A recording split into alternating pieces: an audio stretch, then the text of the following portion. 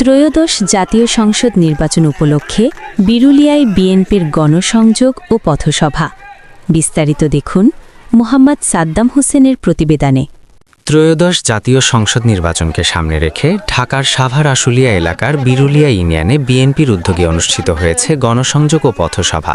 সভায় প্রধান অতিথি হিসেবে উপস্থিত ছিলেন ঢাকা ১৯ আসনের সাবেক সংসদ সদস্য ডাক্তার দেওয়ান মোহাম্মদ সালাউদ্দিন বাবু। সভাপতিত্ব করেন সাভার থানা বিএনপির সাবেক যুগ্ম আহ্বায়ক মোহাম্মদ আনোয়ার হোসেন। আয়োজনে ছিল বিরুলিয়া ইউনিয়ন বিএনপি ও এর অঙ্গ সংগঠনসমূহ। প্রধান অতিথির বক্তব্যে ডাক্তার দেওয়ান মোহাম্মদ সালাউদ্দিন বাবু বলেন, ত্রয়োদশ জাতীয় সংসদ নির্বাচন দেশের গণতন্ত্র পুনরুদ্ধারের জন্য অত্যন্ত গুরুত্বপূর্ণ। জনগণের অধিকার প্রতিষ্ঠায় বিএনপি ঐক্যবদ্ধভাবে মাঠে রয়েছে। সভাপতির বক্তব্যে মোহাম্মদ আনোয়ার হোসেন বলেন, এই আন্দোলন শুধু একটি নির্বাচন নয়, এটি মানুষের ভোটাধিকার ও স্বাধীনতার লড়াই। সবাইকে ঐক্যবদ্ধভাবে কাজ করতে হবে। এ সময় বিশেষভাবে উপস্থিত ছিলেন প্রবীণ বিএনপি নেতা নূর আলম গ্যাদা, যিনি ১৯৯১ সালে বিএনপি ক্ষমতায় থাকাকালীন সময়ে দলকে সুসংগঠিত করতে গুরুত্বপূর্ণ ভূমিকা পালন করেন। নেতারা তার অবদানের কথা স্মরণ করে সম্মান জানান। গণসংযোগ কর্মসূচিতে নেতাকর্মীরা বিরুলিয়া ইউনিয়নের বিভিন্ন এলাকা ঘুরে সাধারণ মানুষের সঙ্গে মত বিনিময় করেন এবং আসন্ন নির্বাচনে বিএনপির পক্ষে জনসমর্থন আহ্বান জানান। অনুষ্ঠানে স্থানীয় বিএনপি ও অঙ্গ সংগঠনের বিপুল সংখ্যক নেতাকর্মী উপস্থিত ছিলেন।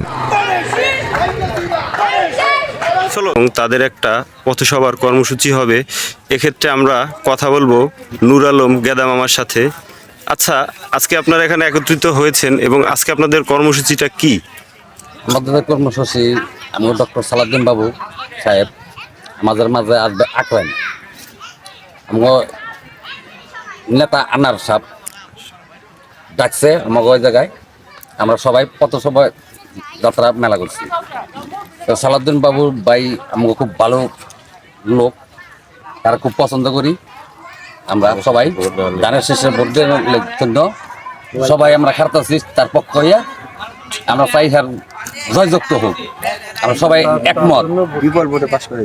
বিপুল ভোটে যিনি বর্তমানে নির্বাচনকালীন যে প্রচারণা চলছে নেতৃত্বে আগাইতেছি। জি, তো নেত্রী খালেদা জিয়া। তো আপনারা সবাই অপেক্ষা করছেন এমপি সাহেবের জন্য? হ্যাঁ, আমরা সবাই অপেক্ষা করছি এমপি সাহেবের জন্য। এমপি সাহেব হইলে এমপি সাহেবের কিছু কথা শুনবো, যে নির্দেশন দেয় আমরা যেভাবে করবার আমরা সেভাবে কাজ করতে পারবো। আপনাদেরকে অসংখ্য ধন্যবাদ, ভালো থাকবেন।